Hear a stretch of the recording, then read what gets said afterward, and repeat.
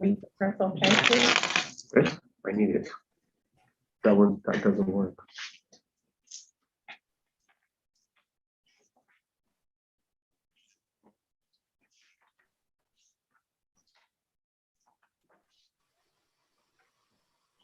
Thank you, everyone. We are now streaming You need it? on YouTube. There is a malfunction on Facebook currently, so make sure if you are listening, I guess you would be on YouTube. Facebook is malfunctioning at this time, and so I'm going to go ahead and turn it over to Chairman Maldonado. Good morning, everyone. Welcome to the meeting of the Administrative Operations Committee of the Public Building Commission of Chicago, being held today, Monday, October 4th, 2021 at 11 a.m. In order to continue indoor social distancing protocols, today's meeting is being conducted by video conference and allows for limited in-person attendance and is being live streamed. Director Sanchez, please call the roll. Thank you, Chairman Maldonado. Chairman Maldonado. Here. Commissioner Randall. Here. Commissioner Camargo. Present. Chairman Maldonado, we have a quorum. Thank you, Director Sanchez. The first item on the agenda is approval of the minutes from the meeting held August 4th, 2021. Do I have a motion? Move to approve. Second. Motion approved. The next item on the agenda is public participation in accordance with the Opens Meetings Act. Registered speakers will be allowed 2 minutes to provide comments and will join the meeting remotely. Currently, we have no registered speakers, Commissioner.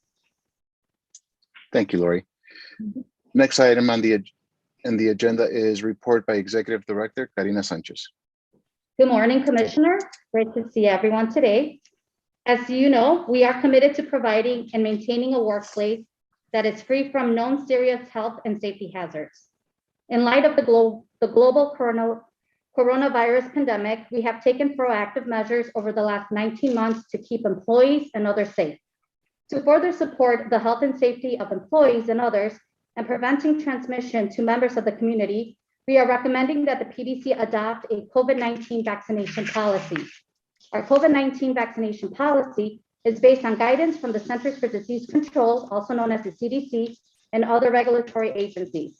It is consistent with the policies and guidelines that have been established by other local, state, and federal agencies to protect employees and contractors by requiring vaccination against COVID-19. It is designed for the use together with other COVID-19 prevention measures, including wearing a face mask, social distancing, providing disinfecting products, requiring quarantine in accordance with CDC or IDPH guidelines, and testing under appropriate circumstances. The policy requires all employees, including temporary workers and contractors, to be fully vaccinated against COVID-19 and provide proof of a COVID-19 vaccine by October 29, 2021, unless an exemption is granted and an accommodation by PDC. Exemptions include disability accommodation, a medical accommodation, or religious accommodation. Following your review, we intend to present this policy to the full board at our upcoming meeting. Thank you, that is all. Thank you, Director Sanchez. Is there a motion to accept the report provided by Executive Director? I move to accept the report. Is there a second? Commissioner Camargo is just entering again. Hold on one second. There you go.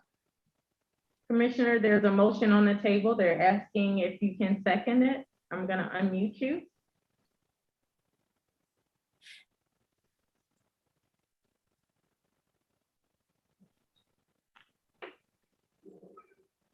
I'm Commissioner. sorry.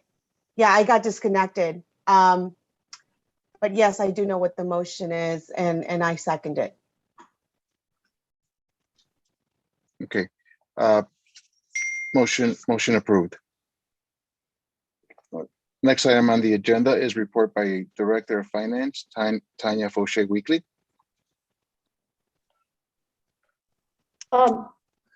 Commissioner Chairman, I have a second Oh, I'm sorry. item. It's okay. So I just have a budget introduction, if I may go forward. Yes, please.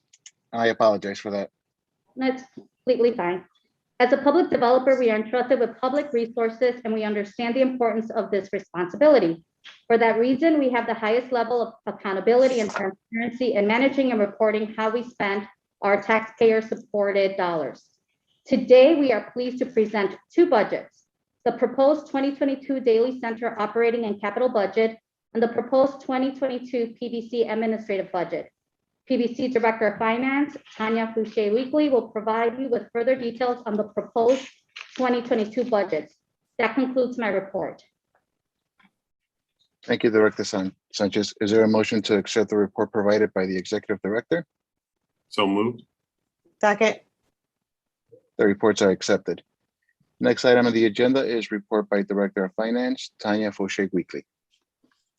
Good morning, Commissioners. Today, I will be bringing you two budget reports, one for the Richard J. Daley Center, and the second one will be for the Public Building Commission's administrative budget. The Public Building Commission of Chicago and MB Real Estate are pleased to present their 2022 operating and capital budget for the Richard J. Daley Center. The operating expense budget for 2022 will be $19,616,871, which reflects an increase of 3.45% over the 2021 budget. This increase in operating expenses equates to $654,403 and is primarily the result of annual increases to utility expenses stemming from enhanced operations of the building's mechanical systems and annual increases in union cleaning, security, and engineering wages are contributing factors.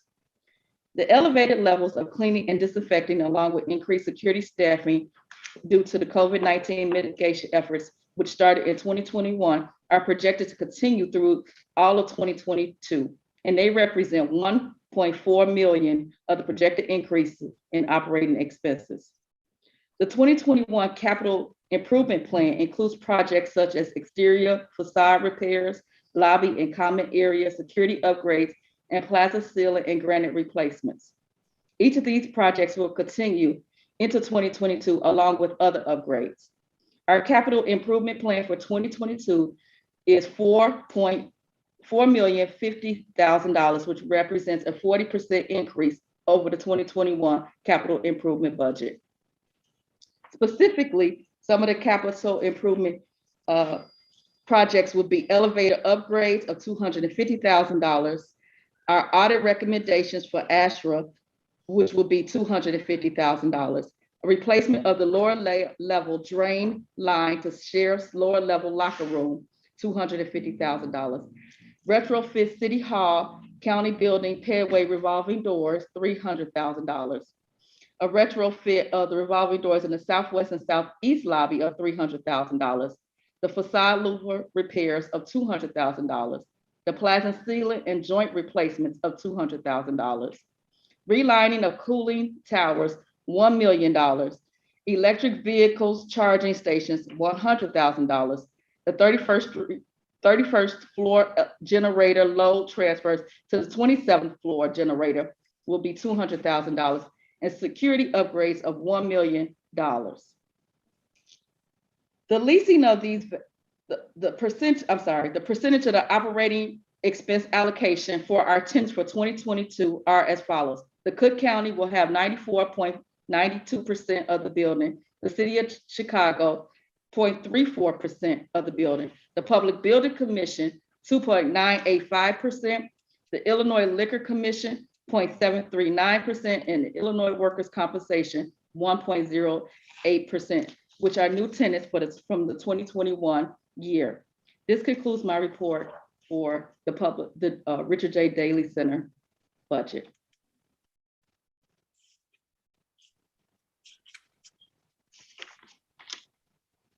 You have one more report too? I'll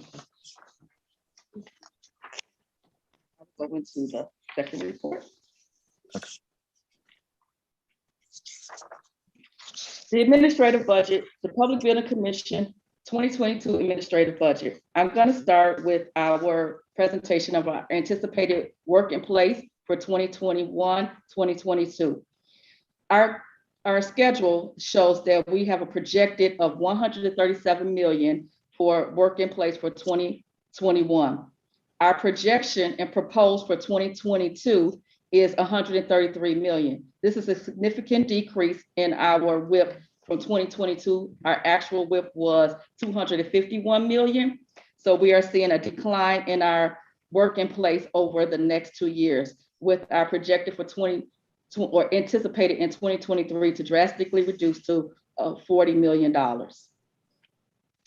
But due to our timing of our administrative expenses and our administrative resources, we are able to still realize for the 2022 budget projected resources of $6,234,291.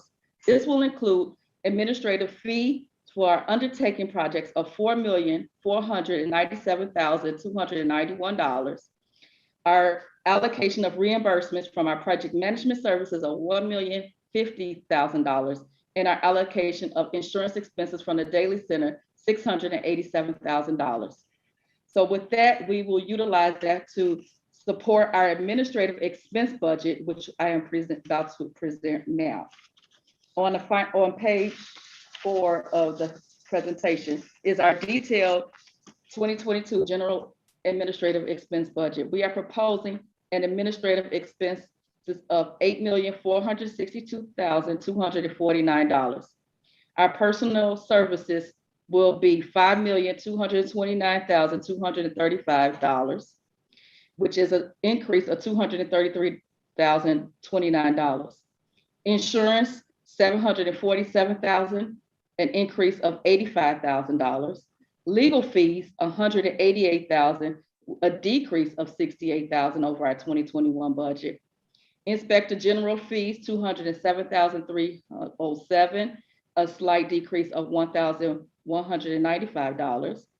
Our professional service fees of $338,000, which is a decrease of $11,000.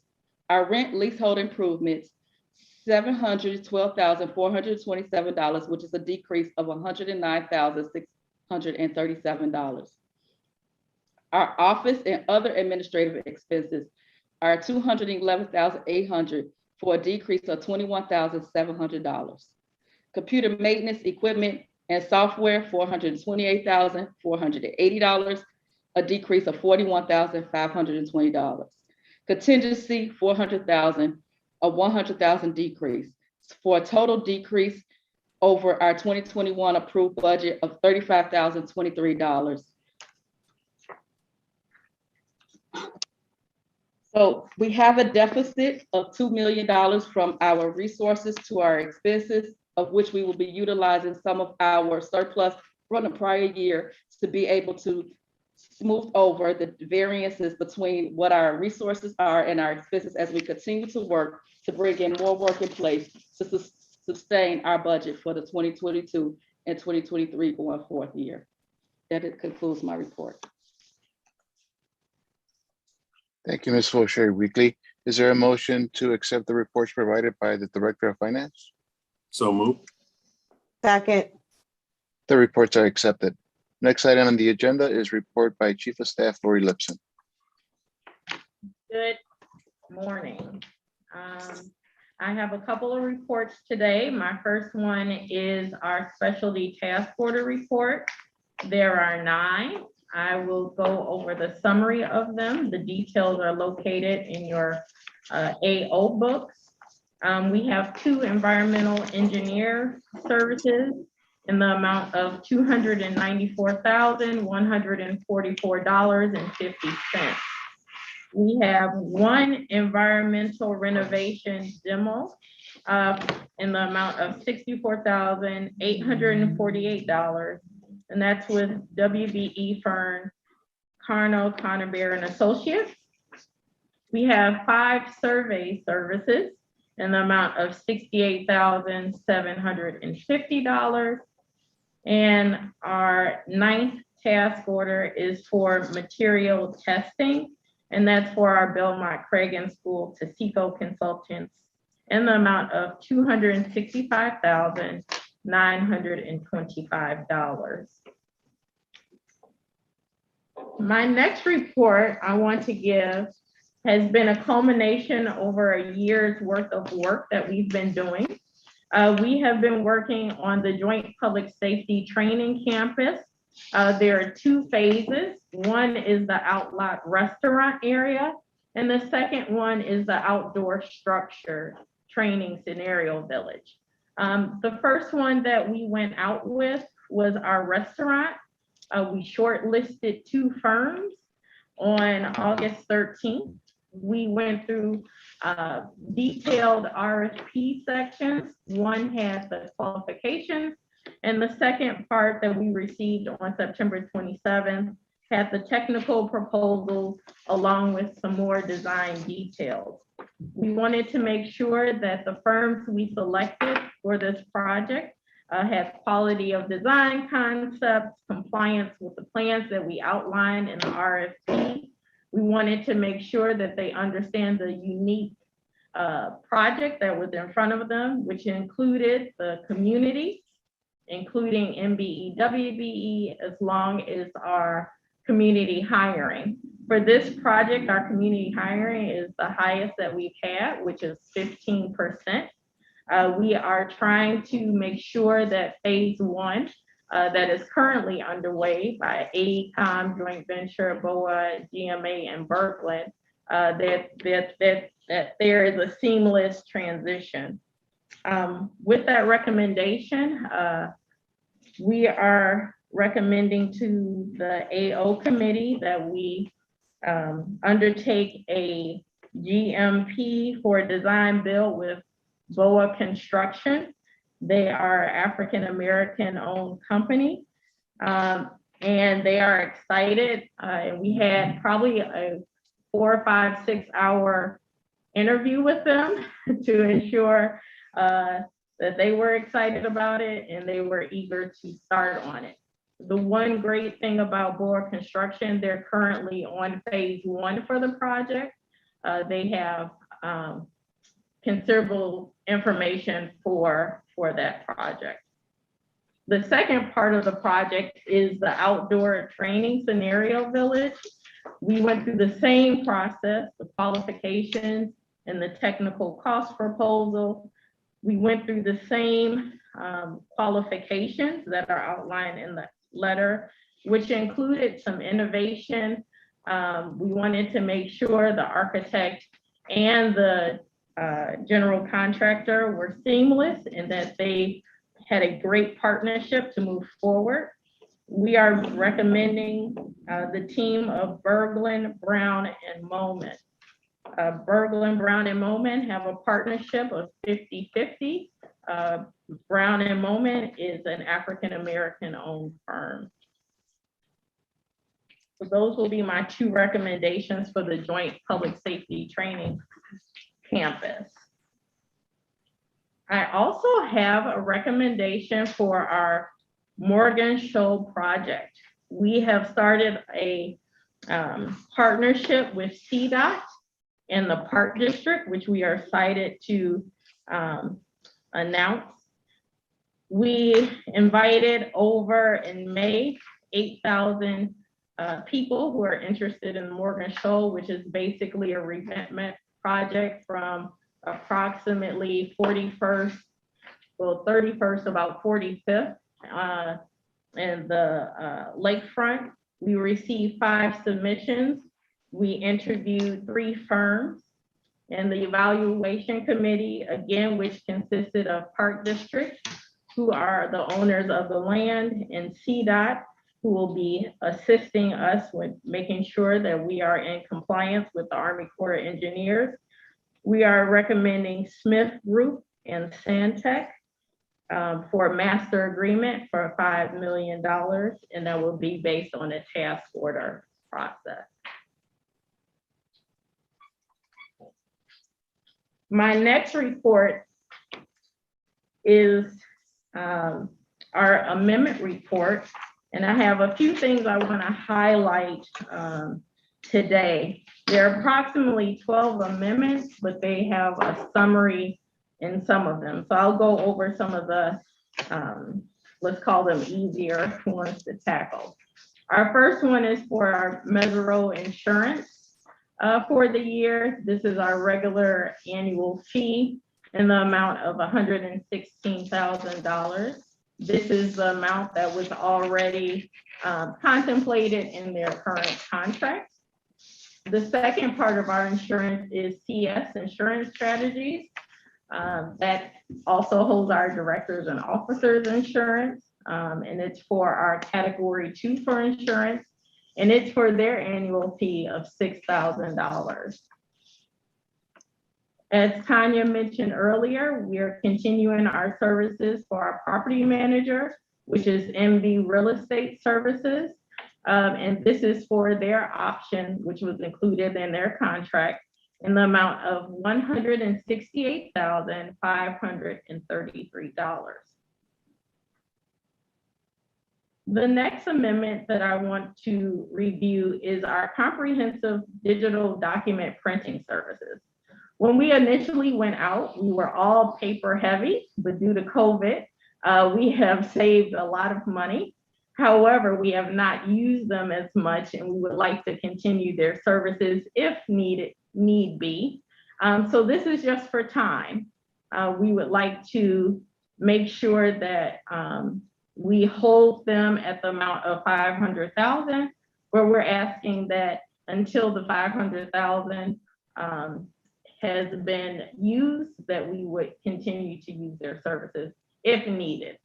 Currently, we've used probably maybe 3 or 4% of that $500,000. The next amendment on the list is for Catalyst Consulting IT, Information Technology. This is a recommendation. We piggybacked off the city's contract for our IT services, and the city went in September and extended them until July, and we are going to extend with them. They host our website, which we hope to make a few tweaks to make streaming easier, make the home page a little more intuitive, and we're asking for an additional $50,000 for that for year 20 until 2022.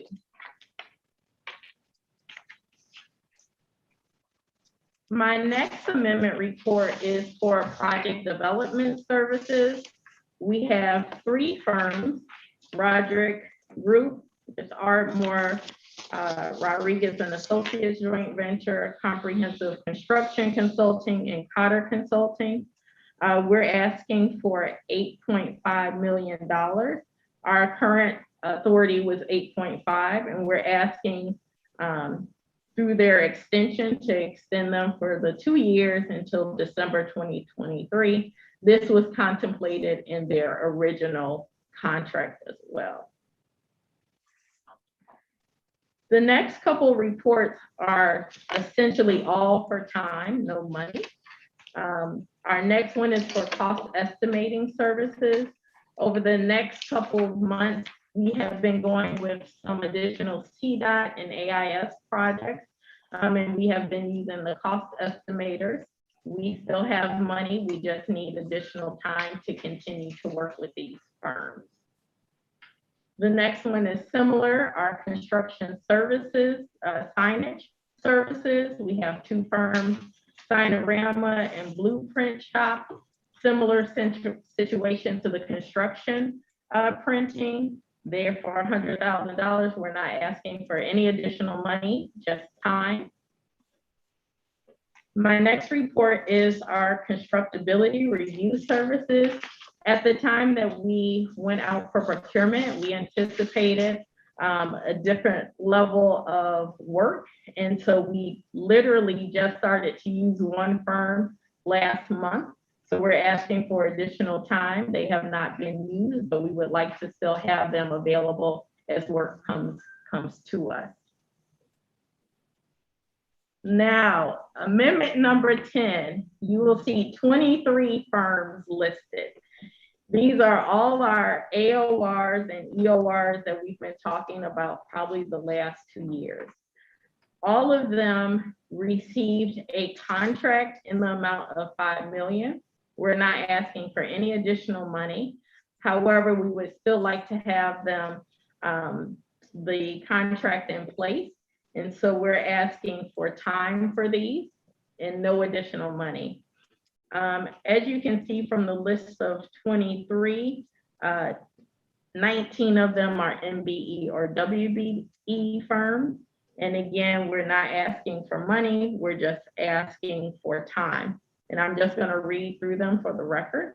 Brook Architecture, Former Architecture, Chilton, Kelly and Bell, Globetrotters, Muller and Muller, STL Architects, Moody Nolan, Bauer and Latoza, Ratio, Urban Works, Bailey Edward Design, Harding Molding Joint Venture, Millhouse, Rada Architects, Altus Works, Wall and Gomez Architects, Studio ARQ, Who LLC, Johnson and Lee, Onyx Architectural Services, Doyle Architectural, Brush Architects, and SMNGA. My last amendment request is for our Lone Star EOR contract that we've used for our last project, the Salt Dome, that's for HBK Engineering. Again, they had a $5 million contract. We're not asking for any additional any additional money, just time. And I just want to reiterate, everyone that we have requested just for time, we still have to come back to AO and ask if they're appointed for another project. So you still have an opportunity to review their work and their assignments. We just wanted you to know we wanted to extend the time for those. And I think that completes my report over 20-something items. Thank you, Ms. Lipson. Is there a motion to accept the reports provided by the Chief of Staff? I move to accept the reports. I second. The reports are accepted. The next item on the agenda is report by Chief Development Officer Ray Getteroff. Good morning, everyone. I'm happy to be here with my colleagues. My first report is in regard to our field order activity report. There are a total of 2 projects on the activity report. The first is the Belmont Cragen, and the second is our Wendell Phillips Academy High School. A total of 2 field orders. The first for Belmont Cragen does not exceed our reporting threshold.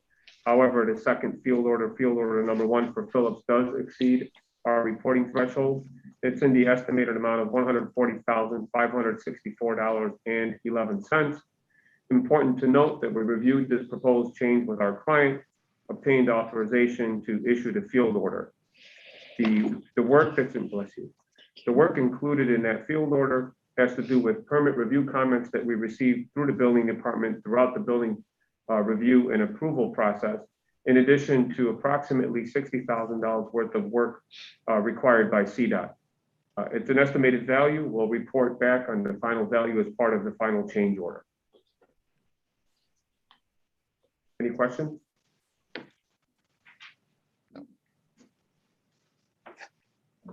Okay. If I may, with your approval, I'll present our change orders next. Go ahead. Thank you. 2 projects total. The first is the Zapata Elementary School Annex project. These are liquidated damages associated with the compliance requirements and the total credit amount of $76,287.89. The second project is the Salt Dome replacement facility for a total value of $584,001.14. There are a number of different items listed in this change order. Several of them have to do with updated site improvement work, along with our acceptance of certain alternates that were included in the project, consisting of retaining wall work that's required along Grand Avenue and a number of landscape elements as well. Commissioners, that concludes my report for our change order activity report. Thank you, Mr. Getteroff. Is there a motion to accept the reports provided by the Chief Development Officer? So moved. And second, The reports are accepted. Is there a motion to adjourn? So moved. second. Thank you. The meeting is adjourned. Thank you.